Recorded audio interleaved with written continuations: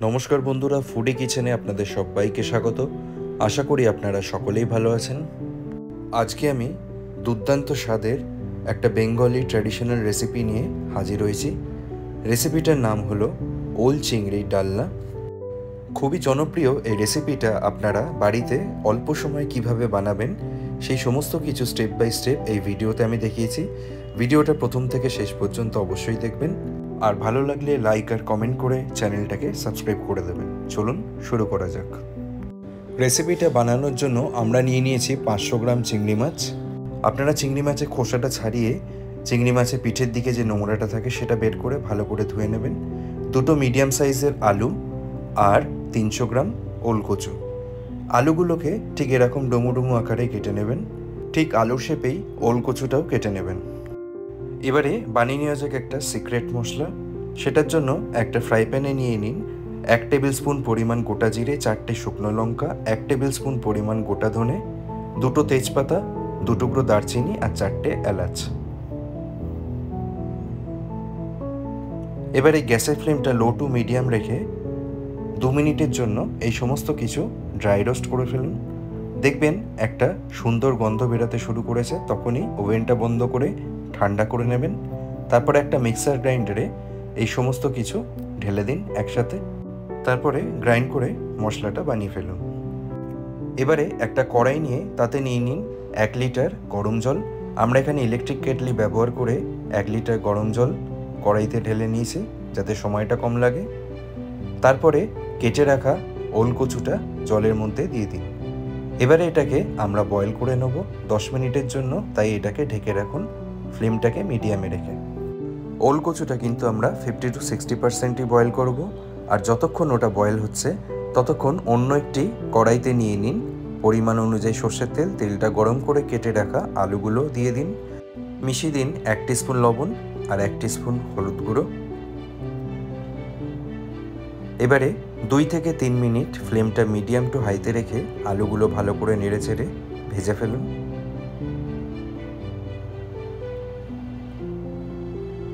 আলুগুলো ঠিক এই রকম লাল আকারে ভাজা হয়ে গেলে একটা পাত্রে তুলে নিন।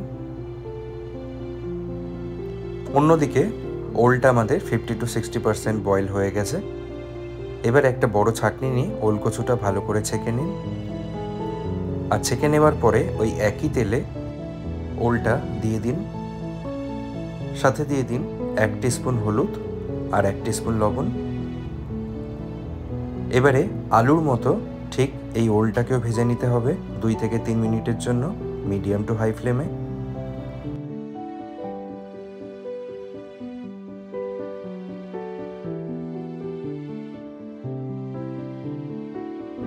দুই থেকে 3 মিনিট ভেজে নেওয়ার পরে ওলটা একটা পাত্রে তুলে নিন।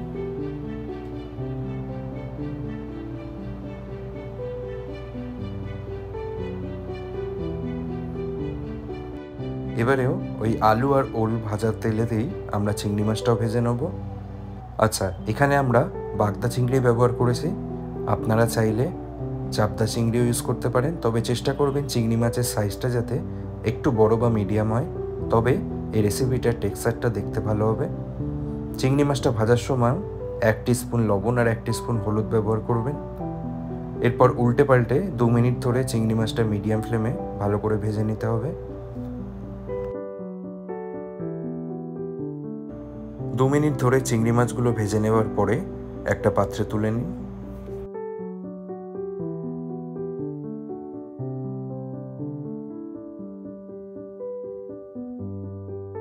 এবারে গ্যাস ওভেনে অন্য একটা কড়াই বসিয়ে তাতে মিশিয়ে দিন 1/4 কাপ পরিমাণ সর্ষের তেল।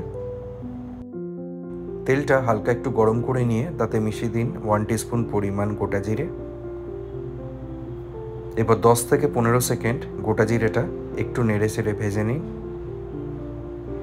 আর তারপর তাতে মিশিয়ে দিন একটা মিডিয়াম সাইজের tomato paste.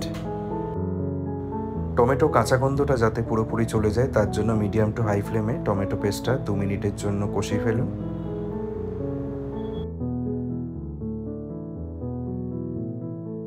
Tomato paste 2 minute ধরে কষিয়ে নেওয়ার পরে মিশিয়ে দিন 2 টেবিল স্পুন পরিমাণ আদা পেস্ট, কালারের জন্য 1 টিস্পুন পরিমাণ হলুদ গুঁড়ো, স্বাদ অনুযায়ী লবণ, টেস্টটাকে ব্যালেন্স করার জন্য 1 টিস্পুন পরিমাণ চিনি। চিনিটা অপশনাল, আপনারা চাইলে চিনিটা স্কিপ করতে পারেন। এরপর মশলাটা ভালো করে নেড়ে চেড়ে কষিয়ে ফেলুন। ফ্লেমটা মিডিয়াম টু হাইতে রেখে 2 থেকে 3 মিনিট কষিয়ে নিলেই যথেষ্ট। 2 থেকে 3 মিনিট বাদেই মিশিয়ে দিন ভেজে রাখা আলু আর ওলকচুগুলো। এরপরে কষানো মশলার সাথে ভালো করে নেড়ে চেড়ে এই ওল আর আলুটা মিশিয়ে ফেলুন।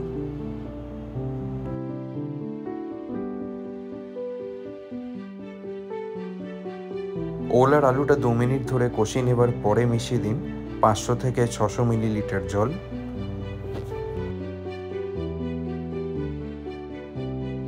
জলটা মেশানোর পর এটা ঢেকে রাখুন 3 থেকে 4 মিনিটের জন্য মিডিয়াম ফ্লেমে।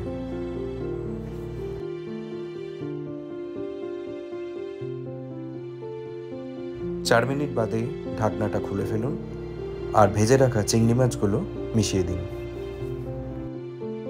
আর মিক্সার গ্রাইন্ডারে যে সিক্রেট মশলাটা বানিয়ে রাখা হয়েছিল সেটা মিশিয়ে দিন 2 টিস্পুন পরিমাণ।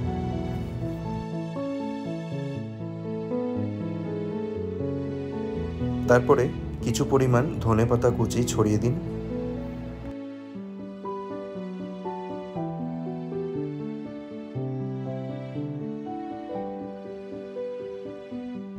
খুন্তি দিয়ে একবার ভালো করে নেড়ে চেড়ে এই মশলা, ধনেপাতা কুচি সমস্ত কিছু মিক্স করে নিন। তারপর দ্বিতীয়বারের জন্য ঢেকে রাখুন 2 মিনিট। এই সময়েও ফ্লেমটা মিডিয়ামে থাকবে। 2 মিনিট বাদে ঢাকনাটা খুলে দিন। দেখতেই পাচ্ছেন গ্রেভির টেক্সচারটা আগের তুলনায় অনেকটাই ঘন হয়ে উঠেছে। আলু আর ওলকচুটা ঠিকমতো বয়েল হয়েছে কিনা সেটা এই স্টেজে একবার ভালো করে চেক করে নেবেন। যেমন এখানেই আপনারা দেখতে পাচ্ছেন আলু আর ওলকচুটা পারফেক্টলি বয়েল হয়ে গেছে। ব্যাস বন্ধুরা, ওল চিংড়ির ডালনা এখন পারফেক্টলি রেডি হয়ে গেছে। এটাকে এখন সার্ভ করে ফেলুন।